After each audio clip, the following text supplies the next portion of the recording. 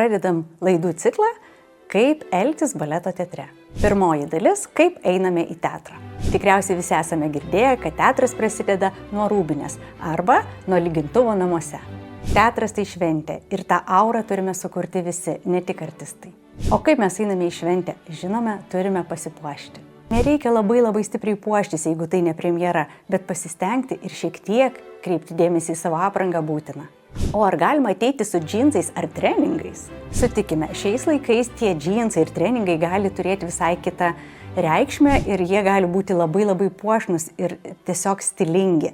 Tada galima galbūt tai ir įvertinti. Kalbant apie rankinės, tai didelės rankinės palikime namuose. Arba jeigu jau nepavyko palikti namuose ir skubėti iš darbo, palikime teatro rūbinėje. Labiausiai teatrui tinkama maža rankinė. Neapkraukime save dideliais pundais ir netrukdykime šalia sėdintiems. Ir dar vienas labai svarbus dalykas – kvepalai. Teatre sėdime labai arti vieni kitų, tad saikas čia yra būtinas. Labai ryškus ir stiprus aromatai gali trikdyti kitus. Čia būtinas saikas.